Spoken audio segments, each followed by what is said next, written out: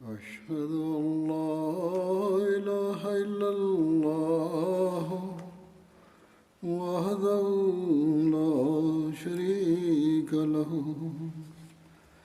وأشهد أن محمدا عبده ورسوله أما بعد فأعوذ بالله من الشيطان الرجيم بسم الله الرحمن الرحيم الحمد لله رب العالمين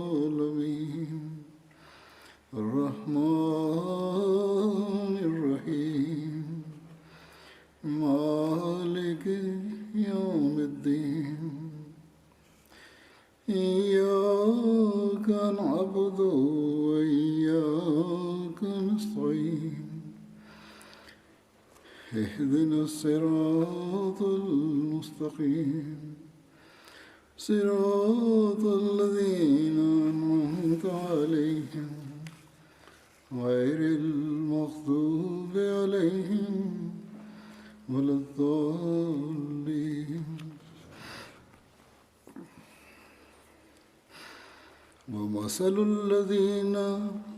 ومثل الذين ينفقون أموالهم ابتغاء مرضات الله وتثبيتا من أنفسهم كمثل جنة بربوة أصابها وابل فآتت أكلها ضعفين وإن لم يصبها وابل فطل والله بما تعملون بصير. इस आयत का तर्जुमा ये है. Na het reciteren van de Tashahhud Ta'awuz en Surat al-Fatiha reciteerde Hazrat Khalifatul Masih V, vers 266 van Surah al-Baqarah en verklaarde: de vertelling van dit vers is: en de gelijkenis van degenen die hun rijkdommen weggeven, Allahs welbehagen zoekende en hun ziel versterkende, is als een tuin op hooggelegen grond, die bij regen tweevoudig vruchten voortbrengt. En als er geen regen opvalt, dan is dauw voldoende. Allah ziet wat gij doet.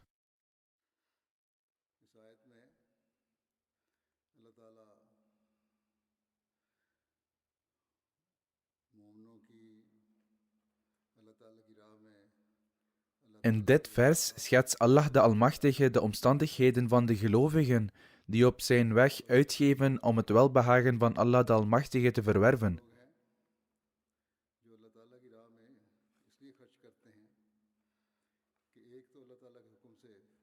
Dit zijn de mensen die op de weg van Allah de Almachtige uitgeven, ten eerste in overeenstemming met zijn bevel en om zijn welbehagen te verwerven,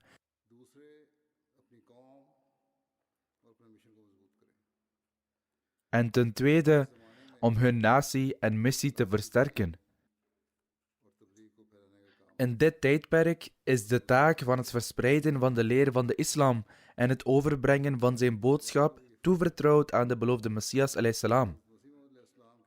En het is ook de plicht van zijn volgelingen om hun leven, rijkdom en tijd op te offeren om de missie van de beloofde Messias a.s. te voltooien. Profeten van elk tijdperk en elke natie moedigden hun volgelingen aan om financiële offers te brengen en de beloofde Messias ﷺ heeft ook verklaard dat men een deel van zijn rijkdom moet opofferen ter wille van de religie.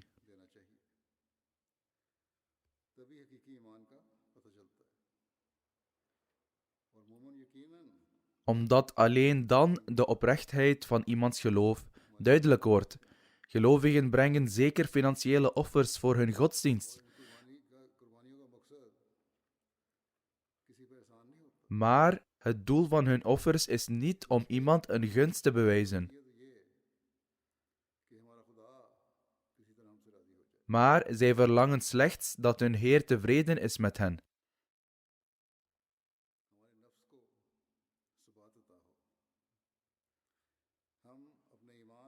Dat hun standvastigheid wordt gegeven en dat hun geloof en overtuiging worden versterkt. Ook wensen zij dat hun natie voorspoedig zal zijn, dat zij de zwakken door hun bezittingen zoveel mogelijk zullen ondersteunen,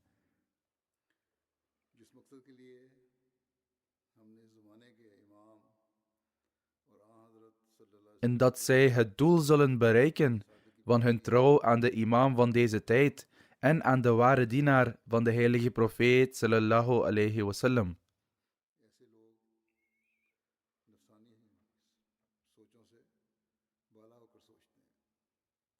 Zulke mensen denken dus verder dan hun persoonlijke belangen. Hun ziel trekt hen naar het brengen van offers en het verwerven van het welbehagen van Allah de Almachtige. Als zodanig bereiken ze de hoogste rangen in het brengen van offers. Of zij streven ernaar deze rangen te bereiken. Vervolgens aanvaardt Allah de Almachtige ook de offers van deze mensen en zegent hen met zijn genade. Allah de Almachtige kent de toestand van onze harten. Hij is op de hoogte van onze bedoelingen. Daarom kijkt hij er niet naar of een groot of een klein bedrag is gegeven. Allah de Almachtige beloont naar gelang iemands intenties.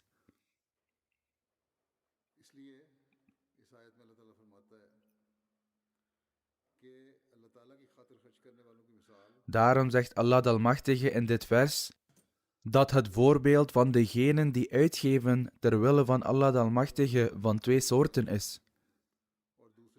De ene is die van wabil, dat is zware regenval, en de tweede is die van tal, dat is lichte regen, gelijkend op een motregen of dauw.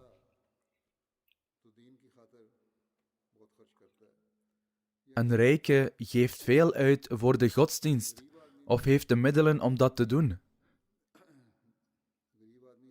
Maar een arm persoon kan dit verlangen hebben en de gedachte kan door zijn hoofd gaan dat deze rijke persoon grote sommen geeft aan financiële offers en het behagen en de nabijheid van Allah de Almachtige verwerft of ernaar streeft.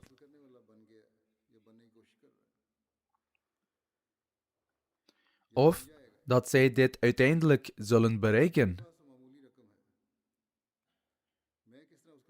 Maar ik heb slechts een kleine hoeveelheid geld. Dus hoe kan ik hetzelfde niveau bereiken als zij? Allah de Almachtige zegt dat net zoals een beetje regen of dauw heilzaam kan zijn voor vruchtbaar land, zo wordt het kleine offer van degene die rijk is geacht te zijn als tal.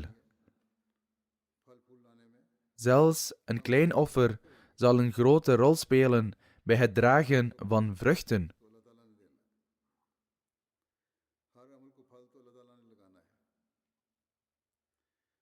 Allah de Almachtige is degene die de vruchten zal geven voor iemands offer.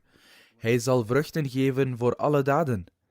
Hij kent ieders omstandigheden en bedoelingen. Daarom kan hij de vruchten voor iemands offer verdubbelen, of zelfs meer dan dat.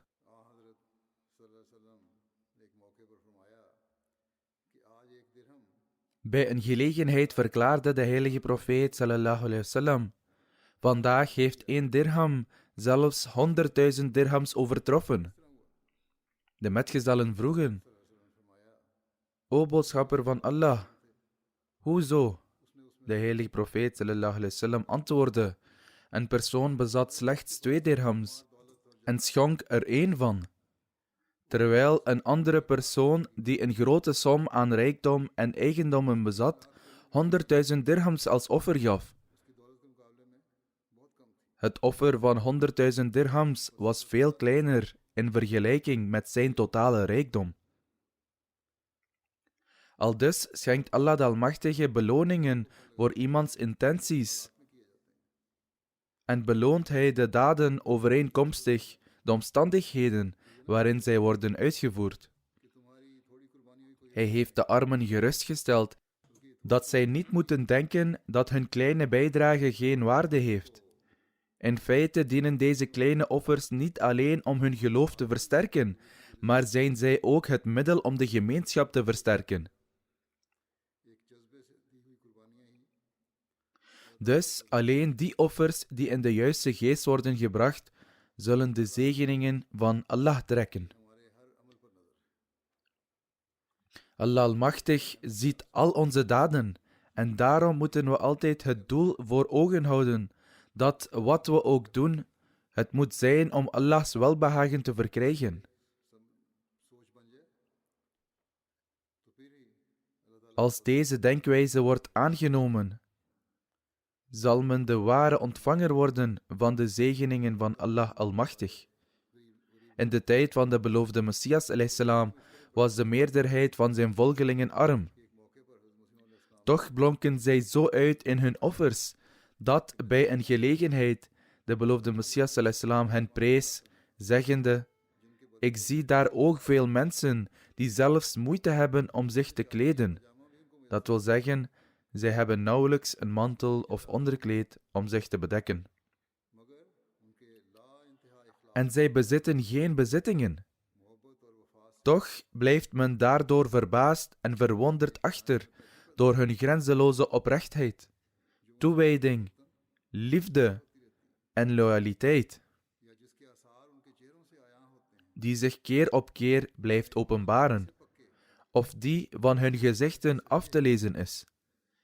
Zij zijn zo standvastig in hun overtuiging, zo oprecht en loyaal in hun waarachtigheid en standvastigheid, dat, als de mensen die rijkdom en wereldse genoegens najagen, kennis zouden nemen van deze verrukking, zij bereid zouden zijn om alles op te geven in ruil daarvoor.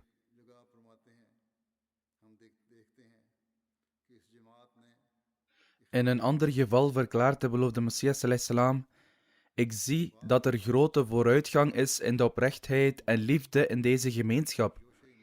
Soms ben ik verbaasd en verbijsterd wanneer ik getuige ben van de oprechtheid, liefde en passie van de leden van de gemeenschap voor hun geloof, in die mate dat zelfs de tegenstanders verbijsterd achterblijven.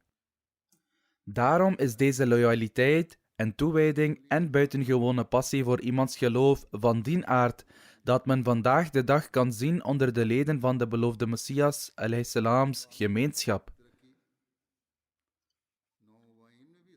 In feite wordt deze oprechtheid en toewijding zelfs gezien bij nieuwe bekeerlingen, ondanks de weinige opleiding die zij hebben ontvangen. Men is verbaasd over de vooruitgang die ze maken, ondanks de korte periode van tijd. Het niveau van liefde voor de vurige toegewijden van de heilige profeet sallallahu alaihi wasallam en de standaard van loyaliteit en oprechtheid naar Khilafat zijn zodanig dat de beloofde Messias sallallahu alaihi wasallam verklaarde dat zelfs de tegenstanders verbijsterd zijn over wat het is dat zulke veranderingen in hen teweeg brengt. Dit is inderdaad de speciale genade van Allah de Almachtige, die Hij schenkt aan zulke mensen die hun goede aard tonen en Hem gehoorzaam zijn. Zulke mensen tonen hun zuivere karakter, goede aard, bereidheid om naar behoren hun belofte van trouw te vervullen en hun gehoorzaamheid aan Khilafat door hun woorden en hun daden.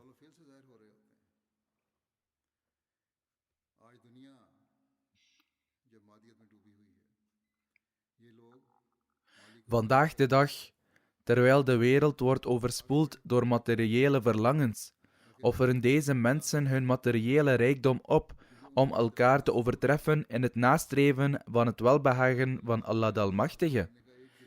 Dit is omdat zij begrepen hebben dat één manier om Allahs welbehagen te verkrijgen is door voor zijn zaak te geven.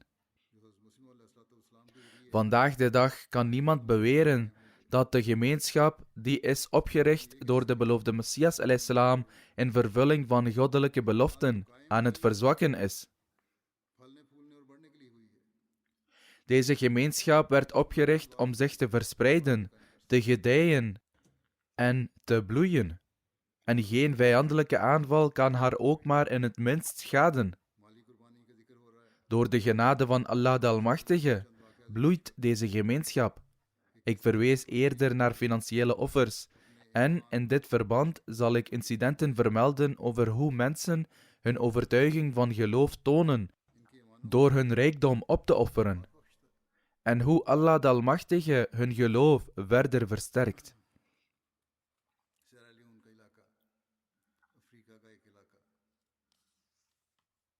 Sierra Leone is een land in Afrika. Over een inwoner die in een ver afgelegen streek in dat gebied woont, schrijft de plaatselijke missionaris: tegen het einde van de maand gingen wij op rondreis.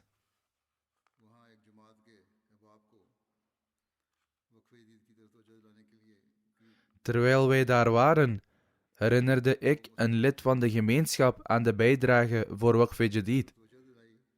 Er waren mensen aanwezig in de moskee en zij werden herinnerd aan dit doel. Daarop presenteerde Sheikh Osman, die daar de aangewezen imam is, het bedrag dat zij hadden ingezameld en zei: we kunnen het bedrag dat wij hadden toegezegd niet nakomen. Wij verlangen ijverig om ons doel te bereiken en onze belofte na te komen. Maar wij zien op het ogenblik geen mogelijkheid om dit te doen. Ze vroegen de muallim hen voor te gaan in een stil gebed. De plaatselijke missionaris zegt verder: ik leidde hen in een gebed en iedereen sloot het gebed af door na mij hardop Amin te reciteren.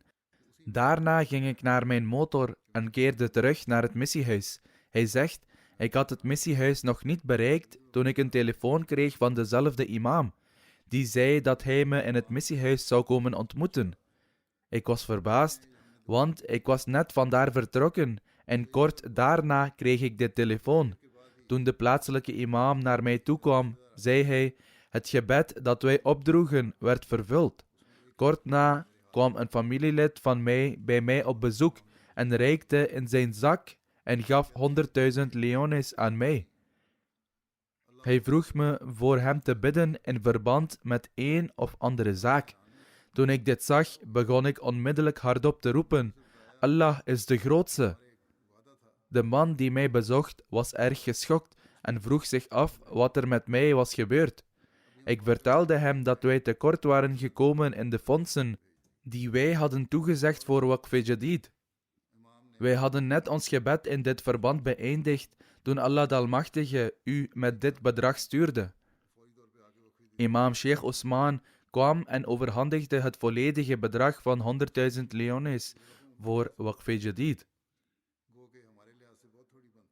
Dit is een zeer groot bedrag voor hen. Volgens onze muntheid, als het wordt omgerekend, is het slechts 6,50 pond. Maar dit was een groot offer voor hen dat de zegeningen van Allah de Almachtige aantrekt. Dit was het niveau van zijn oprechtheid. Ondanks zijn eigen behoeften, in plaats van het bedrag voor zichzelf te houden, kwam hij om het gehele bedrag te offeren. Dit zijn de gevallen waarin een enkele dirham 100.000 dirhams overtreft. Allah de Almachtige zou hun zeker zijn liefde hebben geschonken. Merk op dat deze hoge standaard van opoffering niet slechts op één plaats wordt gevonden, noch alleen bij mannen wordt gezien, maar ook bij vrouwen. Een zendeling uit het land Sjaad schrijft: zelfs hier, bij de gratie van Allah, zijn er zeer oprechte individuen binnen de gemeenschap. De meerderheid van de gemeenschap in Sjaad zijn nieuwe bekeerlingen. Een vrouw met de naam Hani beloofde 70.000 francs voor Waqf Jadid, maar was niet in staat om de fondsen te regelen om het te betalen. Zij had een kameel die zij besloot te verkopen voor 170.000 francs. Met dat bedrag voldeed zij aan haar belofte aan Waqf Jadid, maar zij hield het resterende bedrag niet voor zichzelf. In plaats daarvan droeg zij het resterende bedrag bij onder verschillende andere regelingen. Er is ook een land, Togo. Daar is een Ahmadi met de naam Ibrahim. Hij hoedt het vee van anderen om in zijn levensonderhoud te voorzien, zoals geiten en dergelijke, en blinkt uit in het geven van aalmoezen van zijn inkomsten. Hij beloofde een bepaald bedrag bij te dragen, maar kon zijn belofte niet nakomen. Er is een rivier in de buurt waaruit zand wordt aangevoerd.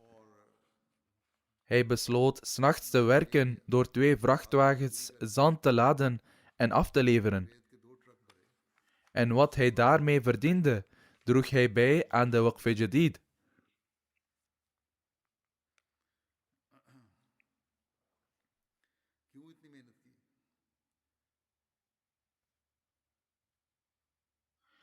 Waarom deed hij zo zijn best? En waarom hield hij na al deze moeite niet een deel van zijn verdiensten voor zichzelf? Dat was alleen omdat hij begreep hoe hij het welbehagen van Allah moest bereiken.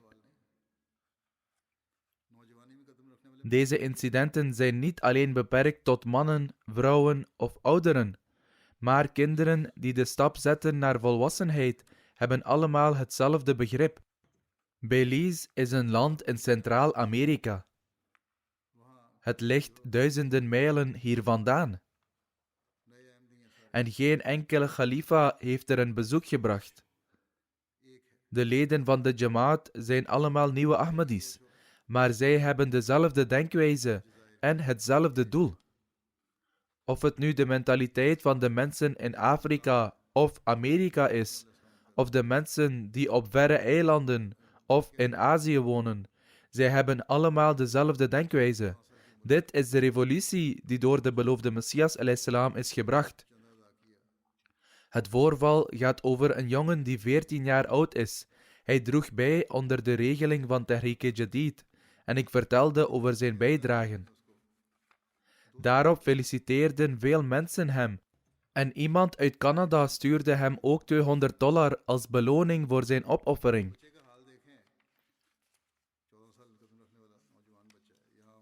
Denk eens na over het denken van deze jongeling, die slechts een jongere van 14 jaar is. Als het iemand was die hier woonde, zou hij onmiddellijk spelen hebben gekocht met het geld. Die jongen zei, ik wilde mijn sociale zekerheidskaart maken. En daar heb ik $30 voor nodig. Daarom heb ik $30 gehouden, maar de overige $170 wil ik net als vroeger aan aalmoezen geven. Hij behoort tot een arm gezin. Er werd hem aangeraden om dit bedrag voor zijn eigen uitgaven te houden, en er werd zelfs op aangedrongen. Maar hij was vastbesloten en gaf dat bedrag in aalmoezen. Dit is wat bedoeld wordt met voorrang geven aan je geloof boven wereldse zaken.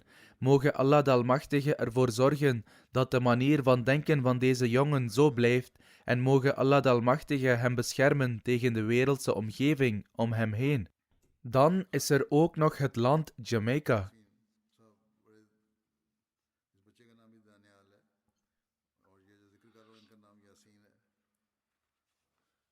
De naam van de jongen wiens incident ik net noemde was Daniel. Het incident dat ik nu noem gaat over een jonge man genaamd Yasin. Hij was lange tijd werkloos.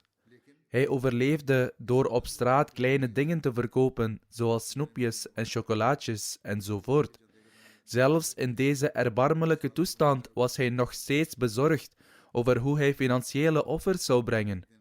Hij was bezorgd dat hij een belofte had gedaan voor Waqf Jadid, maar het jaar loopt ten einde en hij heeft niets om te offeren. Uiteindelijk kwam hij op een avond helemaal aan het eind van december naar de missionaris en zei: Ik heb vandaag 400 Jamaicaanse dollars verdiend. En daarvan neem ik 25% op en draag ik $100 bij aan de Waqf Jadid-regeling.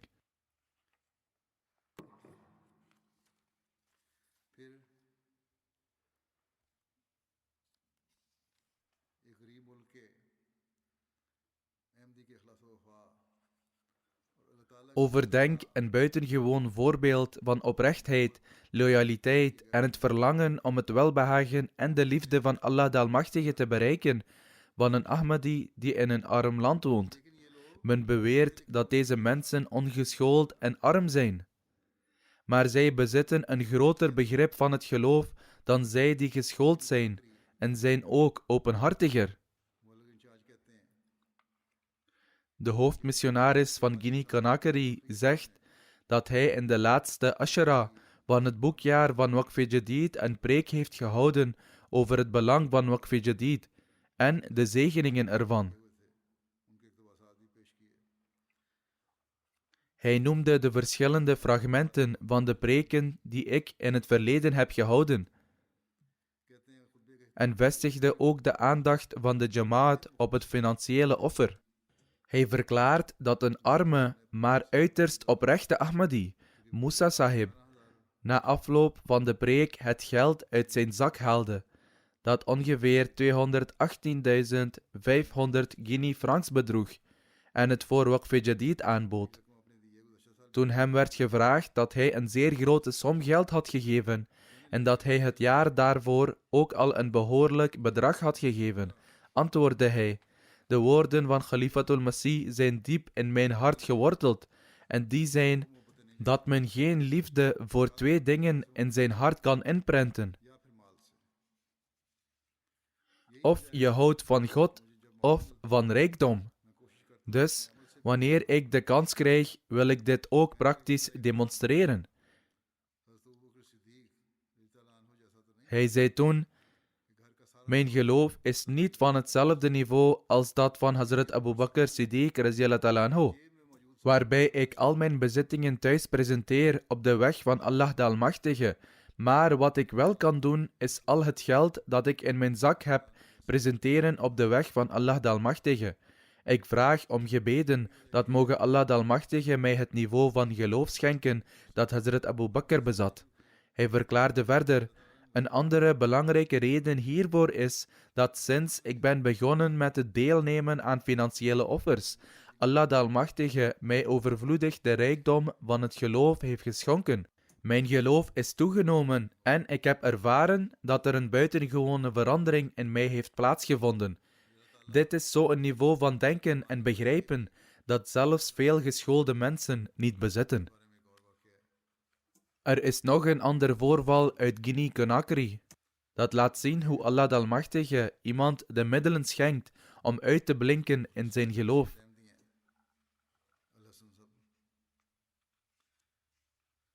Een oprechte en welgestelde Ahmadi, Al-Hassan Sahib, zegt dat hij zijn geld voor chanda in een envelop deed en die op zijn tafel legde.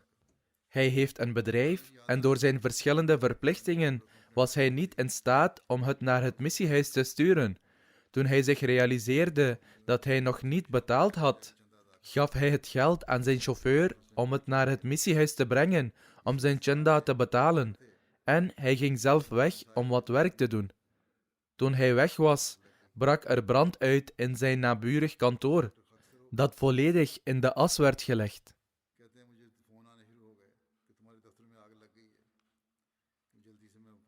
Hij begon telefoontjes te krijgen over de brand in hun kantoor en keerde snel terug. Echter, een gedachte doorkruiste zijn geest op dat moment dat hoe dit zelfs mogelijk zou zijn, omdat hij offers zou brengen op de weg van Allah de Almachtige. Zie hoe Allah de Almachtige dit vertrouwen van hem vervulde in die zin dat, ondanks dat de muur van zijn kantoor was samengevoegd met het naburige kantoor, zijn kantoor toch volledig werd gered. En in feite was een grote hoeveelheid geld van het bedrijf ook aanwezig in het kantoor.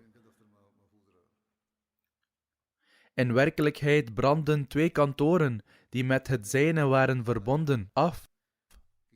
Maar zijn kantoor bleef beschermd. Hij zegt dat onmiddellijk de gedachte bij hem opkwam dat dit inderdaad te danken was aan de zegeningen van de Chanda. Zijn aandacht werd ook gevestigd op de openbaring van de beloofde Messias a.s.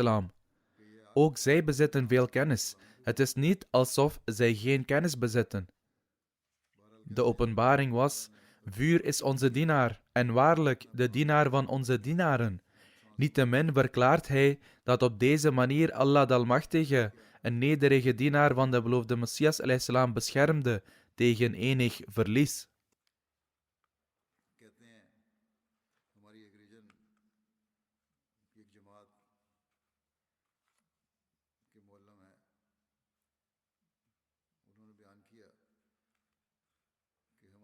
Amir Sahib Gambia vertelt een incident dat een muallim van een van hun jamaats regio tegen hem zei dat toen een van hun leden, Samboba Sahib, vorig jaar mijn preek hoorde over Waqf-e-Jadid, waarin de aankondiging voor het nieuwe jaar Waqf-e-Jadid werd gedaan en ook de verschillende verslagen werden verteld, hij 500 dalassi betaalde. Hij verklaart dat Allah de Almachtige hem zegende en dat zijn grond dit jaar 2 keer zoveel oogst opleverde. En dus, hoewel hij een belofte van 500 dalassi had gedaan, betaalde hij 1000 dalassi. Hij verklaart verder dat hij eerder 10 bundels parelgierst aan zakat betaalde over de rijkdom die hij genereerde uit zijn boerenbedrijf. Maar dit jaar nam zijn opbrengst zo toe dat hij zakat betaalde over 50 bundels. Evenzo gaf hij misschien 2 zakken pinda's aan zakat. Met betrekking tot deze Ahmadi, die regelmatig zijn chanda betaalt en wiens oogst verbeterde, erkenden zelfs de niet-Ahmadis dat er iets met Ahmadiyat moet zijn, omdat wanneer de leden uitgeven doen op de weg van Allah de Almachtige, hun oogst toeneemt. Deze voorbeelden zijn niet alleen beperkt tot de Afrikaanse landen of de lokale Ahmadis en nieuwe bekeerlingen die in onderontwikkelde landen wonen. In feite kunnen ze zelfs worden waargenomen onder de plaatselijke bevolking van ontwikkelde landen die de kans hebben gekregen om het geloof te aanvaarden. Een missionaris uit Duitsland schrijft dat de leden van Rudesheim Jamaat werden herinnerd aan het betalen van chanda en aan het verhogen van hun beloften om te voldoen aan wat er nog over was.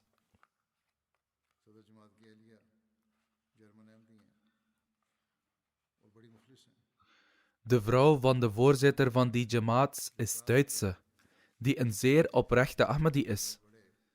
Toen de aankondiging werd gedaan om hun chanda te verhogen, zodat hun jamaat kon worden opgenomen in de lijst van degenen die een buitengewone bijdrage hebben geleverd, heeft deze nieuwe bekeerlinge uit Duitsland 19.000 euro overgemaakt.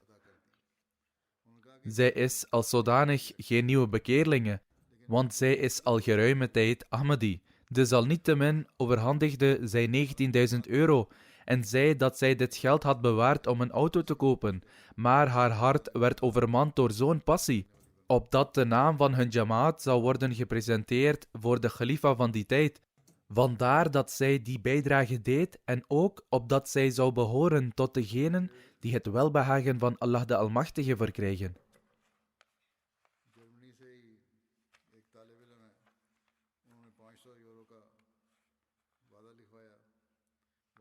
Een ander verhaal uit Duitsland is dat van een student die beloofde 500 euro te betalen. Zijn ouders vroegen hem hoe hij in staat zou zijn om 500 euro te betalen, maar hij zei dat hij het op de een of andere manier zou regelen. Allah de Almachtige gaf hem onmiddellijk het antwoord hierop. Binnen een week kreeg hij een telefoon van zijn universiteit met de mededeling dat zij 40 studenten hadden geselecteerd die een studiebeurs van de universiteit zouden krijgen. Zij vroegen vervolgens om zijn rekeninggegevens, zodat zij zijn studiebeurs van 1000 euro konden overmaken. Hij verklaarde dat Allah de Almachtige hem op deze manier het dubbele teruggaf. UK की भी मिसाल है, कहते हैं कि हमारे बालम के Een ander voorbeeld komt uit Groot-Brittannië van een lid uit Belém. Zij kwamen een beetje tekort in hun doel voor Waqf-e-Jadid. Hij had een extra bijdrage gedaan, maar ze kwamen nog steeds iets tekort.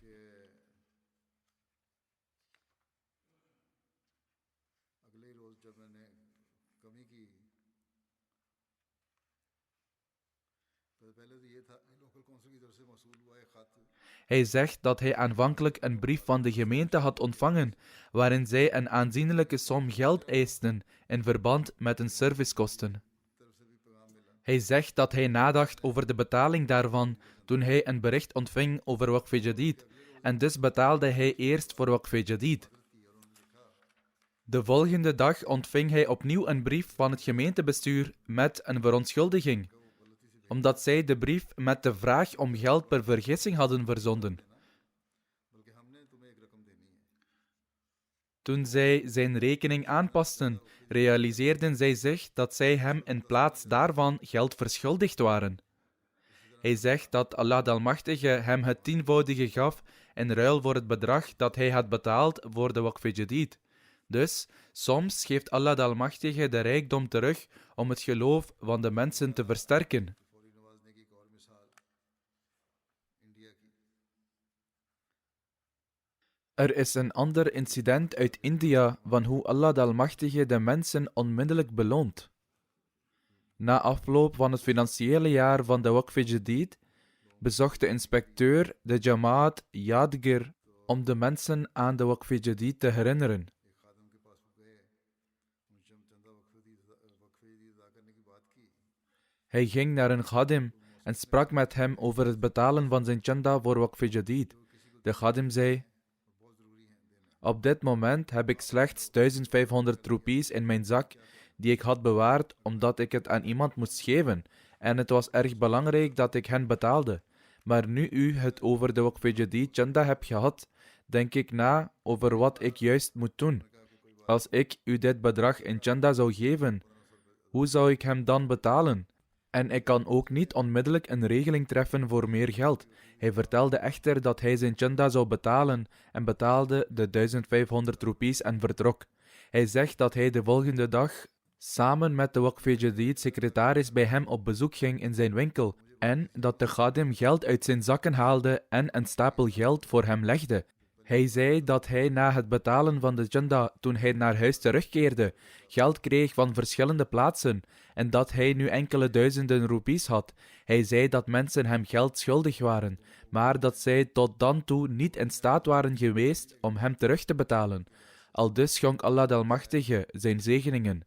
Dan is er een voorval van hen die welvarend zijn. Zij worden mogelijk in de ogen van de wereld niet als welvarend beschouwd, maar binnen de Jamaat zijn zij dat wel. Een lid uit Kerelai gaf 1 miljoen roepies in chanda. Zijn vrouw heeft zich van het christendom tot Ahmadiyyat bekeerd en neemt met passie deel aan de eredienst en de gebeden en is zeer oprecht. Zowel man als vrouw zijn ook moesie. Ze vertellen dat zij naar hun huis gingen en dat de vrouw een cheque uitschreef van 500.000 roepies. De inspecteur vertelde dat haar man al 1 miljoen roepies had betaald en dat zij toch meer gaf. Hierop zei ze: alle beloningen die wij hebben ontvangen zijn te danken aan de zegeningen van chanda.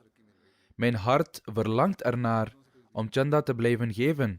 Het is dankzij chanda's zegen dat onze zaak slaagt en we zullen nooit ophouden chanda te betalen. माली के मुबल्लिग लिखते हैं कि कई शहर में हमने जमाती रेडियो पर माली को De missionaris uit Mali schrijft dat zij in het dorp Kai radioprogramma's hielden en uitlegden over het belang van financiële offers en Waqf-e-Jadid, en ook over de doelstellingen ervan. Daarna bezochten zij verschillende jamaats en de leden offerden bijdragen naar gelang hun middelen. Een nieuwe bekeerling verklaarde dat toen hij hoorde over het betalen van de chanda, hij op dat moment geen geld had dat hij aan Allah kon geven. Hij besloot dat hij in ieder geval iets aan de Ahmadiyya Jamaat zou geven. Hij zegt dat hij het oerwoud inging en veel droge en oude stukken hout verzamelde en er vervolgens wat kolen van maakte en die naar zijn dorp terugbracht. Toen een delegatie van de Jamaat hen bezocht, bood hij 20 zakken steenkool aan als zijn chanda. De arme lid deed wat hij binnen zijn behoeften kon doen. Volgens hem was dit gelijk aan 50.000 frank en hij verklaarde dat hij nu tevreden was dat ook hij in staat was deel te nemen aan de financiële bijdrage.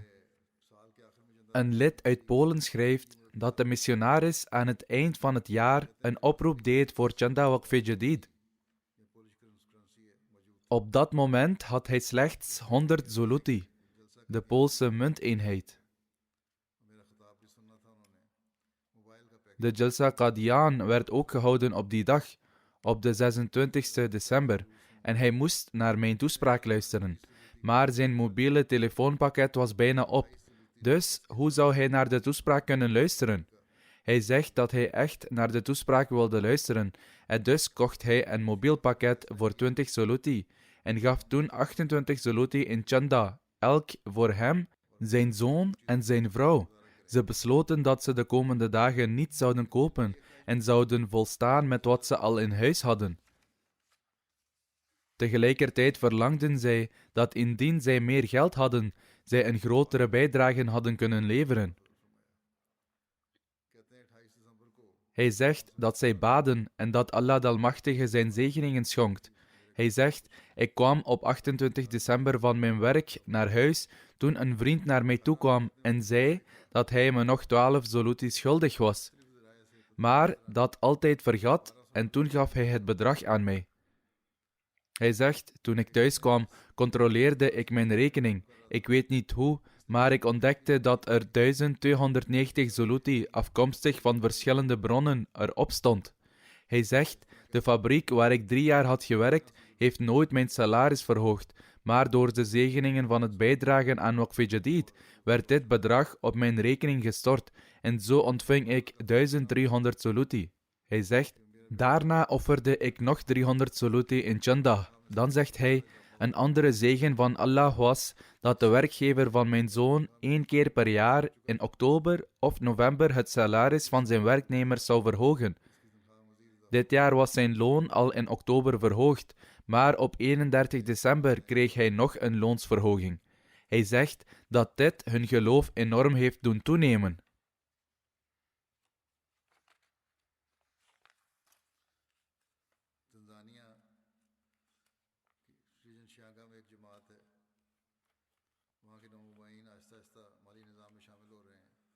Er is een jamaat in de Shinyanga-regio van Tanzania, waar nieuwe bekeerlingen een groot deel uitmaken van het financiële systeem. De plaatselijke missionaris schrijft, een persoon genaamd Ramadan Sahib heeft vorig jaar Ahmadiyyat aanvaard. Hij beloofde zoveel als hij kon voor Tahrik Jadid en Waqf Jadid, en voor het einde van het jaar betaalde hij het dubbele van wat hij had beloofd. Evenzo schonk hij bij een andere gelegenheid een stuk land aan de Jamaat namens zijn familie. Dit was voor de anderen in zijn dorp verbazingwekkend. Sommigen zeiden zelfs spottend dat hij in zijn haast al zijn rijkdom zou uitputten door het uit te geven omwille van zijn geloof. Hij legde echter aan de plaatselijke missionaris uit dat hij, pas nadat hij tot de Ahmadiyya-gemeenschap was toegetreden, werkelijk de betekenis en de essentie van financiële opoffering begreep. Hij zegt, sinds hij offertes begon te maken voor Allah, heeft hij zegeningen ervaren in zijn werk, ondanks wat mensen zeiden. In de loop van het jaar was hij in staat om meer stukken land te kopen en nog 2 huizen te bouwen. Dit alles is te danken aan het maken van offertes voor Allah en het schenken van een stuk grond aan de Jamaat.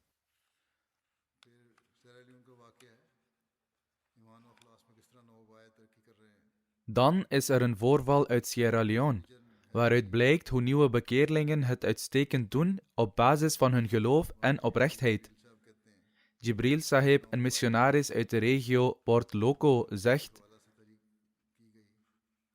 een nieuwe bekeerling werd geïnformeerd over Waqf-e Jadid. Er is daar een nieuwe gemeenschap opgericht met nieuwe bekeerlingen. Op hetzelfde moment kwam een bejaarde blinde vrouw die door een kind werd geholpen naar mij toe en zei: ik heb geen belofte gedaan, maar ik wil 2000 leones geven voor Waqf-e Jadid.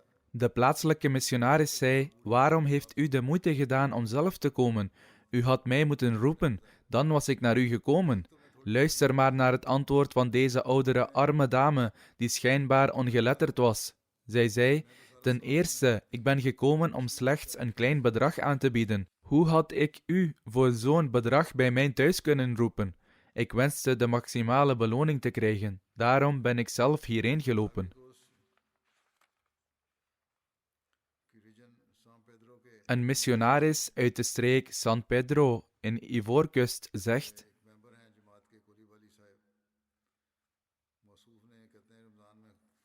er is een lid van de Jamaat genaamd Kolibali Sahib. Hij belde mij tijdens de Ramadan om zich te informeren over Chanda Waqf-e Jadid en vroeg: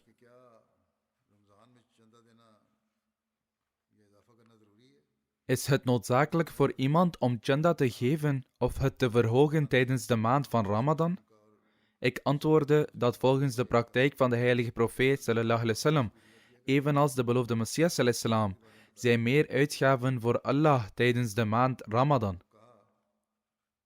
Ik legde het belang hiervan uit en vertelde ook meer over Waqf-e Jadid en Tahrik-e Jadid en hoe het geld wordt besteed voor het verspreiden van de islam.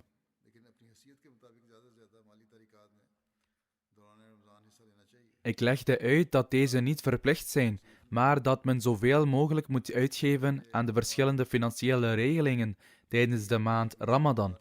Hoewel deze persoon reeds elke maand 20.000 frank aan financiële bijdragen aanbood, beloofde hij dat hij naast de verplichte chanda elke maand een bedrag van 30.000 frank zou aanbieden voor Waqf-e Jadid en Tahrik-e Jadid.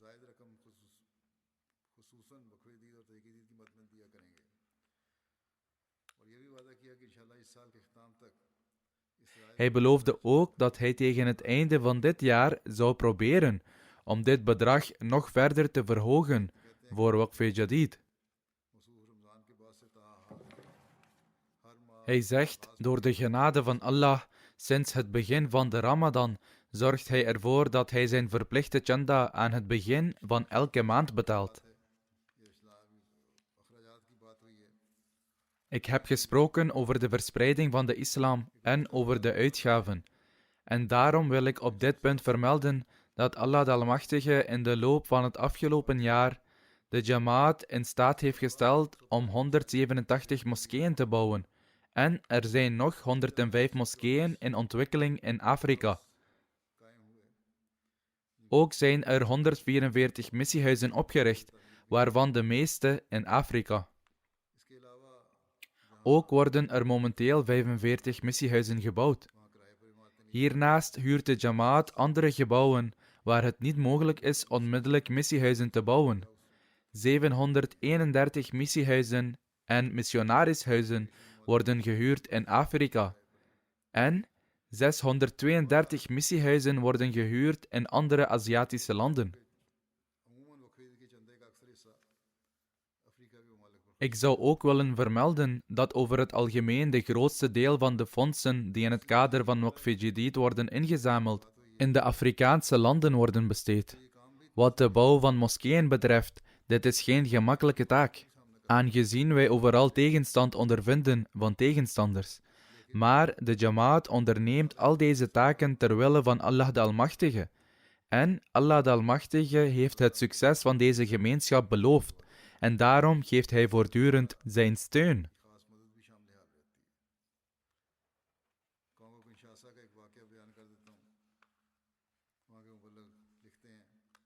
Ik vertel een voorval uit Congo-Kinshasa. Een missionaris schrijft: het is 2 jaar geleden dat de Jamaat hier in de streek van Bandoro werd opgericht. Momenteel wordt er een moskee gebouwd. Soenitische moslims in dat gebied lieten geen middel onbeproefd om Ahmadis moeilijkheden te bezorgen en klachten tegen ons in te dienen bij de regering. Toen hun pogingen geen succes bleken te hebben, begonnen zij doodsbedreigingen te uiten. Hoe dan ook, de tegenstanders konden geen succes boeken en de bouw van de moskee ging door. Een Ahmadi die de bouw van de moskee begeleidt, vertelde dat tijdens de bouw op een dag een christelijke professor van de plaatselijke universiteit kwam en hielp bij de bouw van de moskee. Hij vergezelde zelfs Ahmadis die zand aanvoerden uit verre oorden en trok de wagens of kruiswagens enzovoort.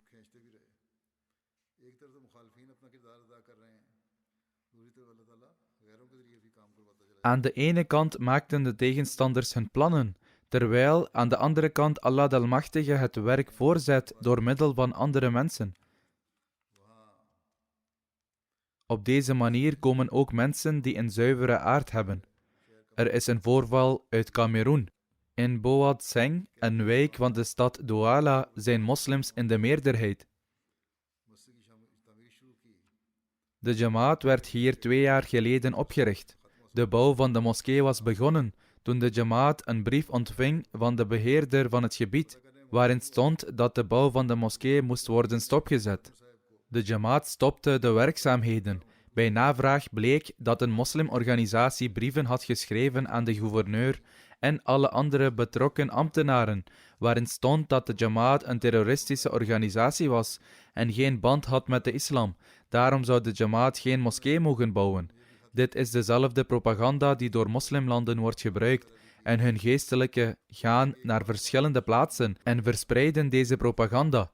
Niettemin schreven zij mij en boden ook vurige smeekbeden aan. Zij hebben ook contact opgenomen met de bevoegde autoriteiten enzovoort. Hij schrijft verder: na een maand riep de beheerder ons naar zijn kantoor, evenals de leiders van verschillende moslimorganisaties, de hoofdimam en anderen. De administrateur begon een rapport voor te lezen met betrekking tot de bouw die was stilgelegd vanwege de klachten van de andere moslims. Hij zei: we hebben jullie weliswaar de bouw doen stilleggen, maar we hebben om rapporten uit verschillende regio's van Kameroen gevraagd. Jamaat Ahmadiyya is een internationale jamaat die in meer dan 200 landen actief is. Zij voeren al 15 jaar activiteiten uit in Kameroen en hebben op verschillende plaatsen moskeeën gebouwd. Met betrekking tot de manier waarop Ahmadis het geloof dienen en de humanitaire inspanningen van de jamaat, zei hij: ze leggen op verschillende plaatsen boorgaten aan voor schoonwaterpompen. Ze zorgen voor weeskinderen.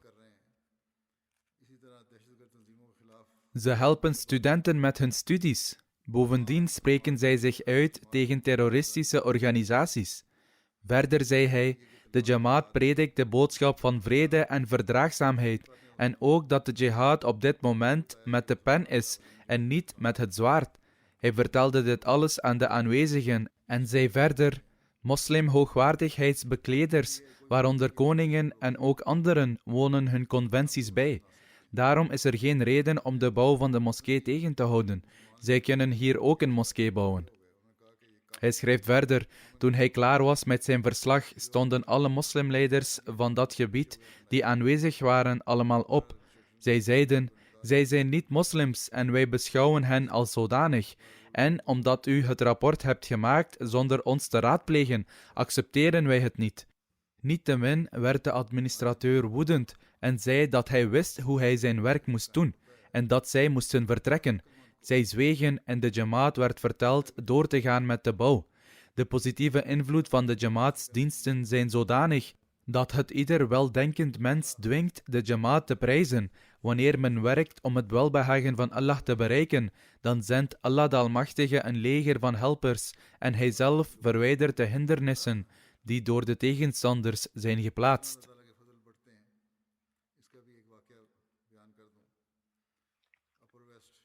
Ik zal een voorval vertellen van hoe Allah de Almachtige zijn genade vermenigvuldigt. Er is een voorval uit de Upper West-regio in Ghana. Er wordt gemeld dat door tabligh-inspanningen zij meer dan 60 bijts ontvingen. In het dorp was de moskee van de Jamaat gemaakt van lemen bakstenen. Toen zij ons succes zagen, bouwden de niet-Ahmadi-moslims een stevige en mooie moskee tegenover de moskee van de Jamaat. Hierdoor probeerden zij de nieuwe bekeerlingen naar zich toe te lokken, met als resultaat dat enkele nieuwe bekeerlingen met een zwakker geloof vertrokken en zich bij hen aansloten. Later slaagde de Jamaat erin om een grote, mooie moskee te bouwen. Nu, door de genade van Allah, komen naast onze eigen leden ook niet-Ahmadis in grote aantallen naar de moskee. Onze moskee is vol met gelovigen en hun moskee is leeg, of er komen maar weinig mensen. Elke dag worden er lessen gehouden voor het onderwijzen en de morele vorming van de nieuwe bekeerlingen, waardoor de Jamaat dagelijks vooruitgang boekt. Er zijn vele getuigenissen die de zegeningen van Allah de Almachtige aantonen. Allah de Almachtige is waarachtig in zijn beloften en hij vervult de beloften die hij aan de beloofde Messias ﷺ heeft gedaan. En hij verleent zijn steun door het ongeziene en, zo God het wil, zal hij deze beloften blijven vervullen. Allah de Almachtige schenkt ons de mogelijkheid om op zijn weg te besteden, om zijn welbehagen te verkrijgen en de ontvanger van zijn zegeningen te worden. Moge Allah de Almachtige ons de gelegenheid geven om de zegeningen van Allah de Almachtige te trekken. Volgens de traditie zal ik nu een kort verslag presenteren voor Waqf Jadid voor het jaar 2021. En het nieuwe jaar is begonnen vanaf januari 2022. Het verslag over het vorige jaar is als volgt. Door de genade van Allah de Almachtige was het vorige de 64ste jaar en in dit jaar heeft de Jamaat een totale som van 11.277.000 pond opgebracht voor Waqf Jadid, wat ongeveer 11,2 miljoen is. Dit is een stijging van 742.000 ten opzichte van het voorgaande jaar. In het licht van de huidige economische omstandigheden in de wereld is dit een grote zegen van Allah de Almachtige. Ook dit jaar staat de Britse Jamaat op de eerste plaats wat betreft de totale bijdrage.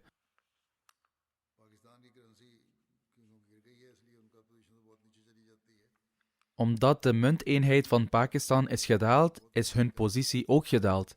Maar desondanks brengen zij immense offers volgens hun vermogen. Hoe dan ook, wat de posities betreft, staat het Verenigd Koninkrijk op de eerste plaats, gevolgd door Duitsland. Door de genade van Allah de Almachtige heeft het Verenigd Koninkrijk een aanzienlijk niveau van opoffering gebracht.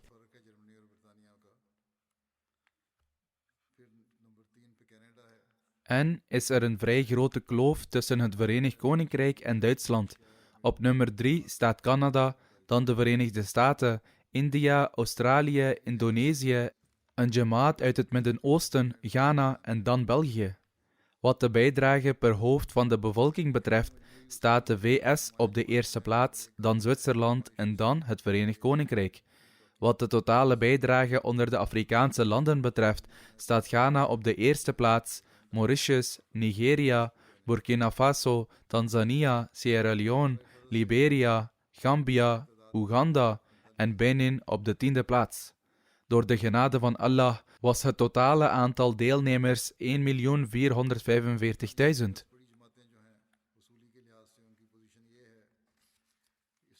In termen van totale inzameling zijn de top 10 grote jamaats uit het Verenigd Koninkrijk Islamabad, Farnham, Worcester Park, Cheam South, Aldershot, Birmingham South, Walsall, Gillingham, Guildford, Ewell. De top 5 regio's in termen van totale collectie is Baitul Futuh als eerste, Islamabad is tweede, gevolgd door Fazl Moskee, Baitul Ihsan, dan Midlands. De top 10 van jamaats met betrekking tot Daftar Atfal is Islamabad als eerste, Aldershot is tweede, dan Farnham, Roehampton, Guildford, Ewell, Mitcham Park, Baitul Futuh, Walsall en Birmingham West. De top 5 van lokale amaraat van Duitsland in termen van totale verzameling. Hamburg is eerste, gevolgd door Frankfurt, Grosgrouw, Wiesbaden en Dietzenbach. De top 10 van de jamaats in termen van inzamelingen is Rodermark is eerste, Rodgau, Neuss, Rudesheim, Mahdiabad, Friedberg, Hanau, Florisheim, Frankenthal, Koblenz en Nidda. Wat de inzameling van Daftar Atfal betreft zijn de top 5 regio's Hamburg, Hessen, Zuidwesten, Taunus, Hessen-Mitte, Rijnland-Pfalz. In termen van totale collectie zijn de Amaraat in Canada, Vaughan, dan Calgary, Peace Village, Vancouver, Brampton West. De top 10 jamaats van Canada zijn Hadika Ahmed is eerste, Milton West, Bradford, Durham, Milton East, Regina, Ottawa West, Winnipeg, Hamilton Mountain, Abbotsford. De top 5 Amaraat voor Daftar Atfal zijn Vaughan, gevolgd door Peace Village, Calgary, Toronto West, Brampton West. De top 5 jamaats voor Daftar Atfal zijn Hadika Ahmed is eerste, Bradford, Durham, London, Milton West.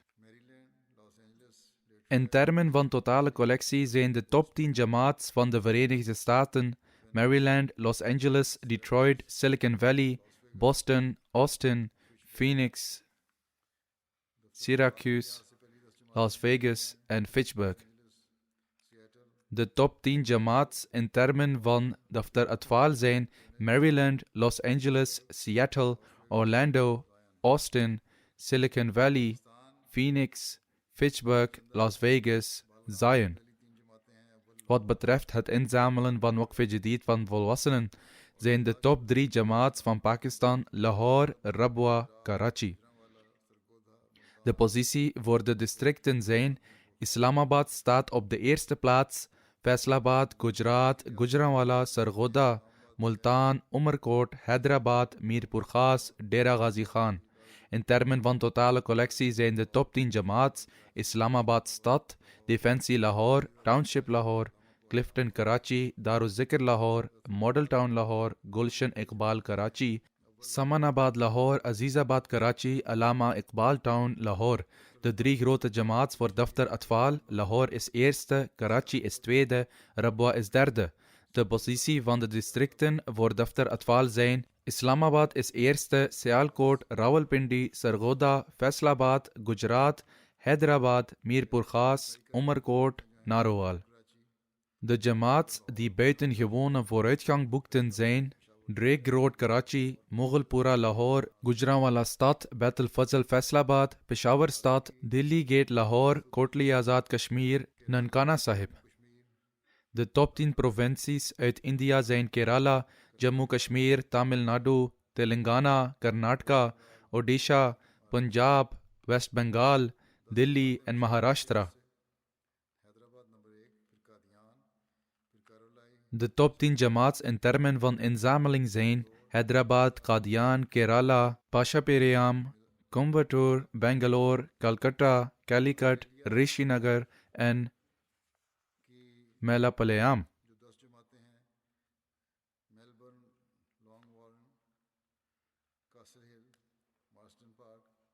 De top 10 jamaats uit Australië zijn Melbourne, Longwarren, Castle Hill, Marsden Park, Adelaide South, Melbourne Berwick, Perth, Penrith, Adelaide West, Logan East.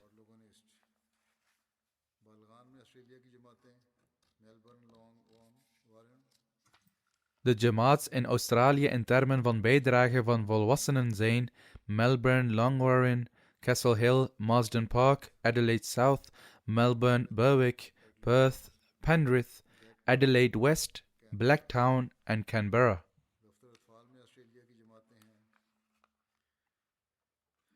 De Australische jamaats in termen van verzameling van Atfal zijn Melbourne Longwarren, Adelaide South, Melbourne Berwick, Logan East, Perth, Castle Hill, Melbourne East, Mount Druitt, Penrith en Brisbane Central.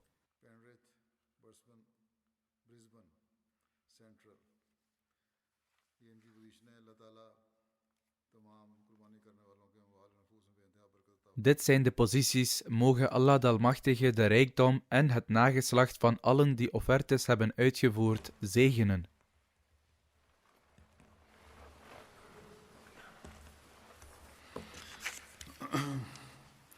Alhamdulillah, nahmaduhu wa nasta'inuhu wa nastaghfiruhu. ونؤمن به ونتوكل عليه ونعوذ بالله من شرور أنفسنا ومن سيئات أعمالنا من يهده الله فلا مضل له ومن يضلل فلا هادي له ونشهد أن لا إله إلا الله ونشهد أن محمدا عبده ورسوله عباد الله رحمكم الله إن الله يأمر بالعدل والإحسان وإيتاء ذي القربى وينهى عن الفحشاء والمنكر والبغي يعظكم لعلكم تذكرون اذكروا الله يذكركم وادعوه يستجب لكم ولذكر الله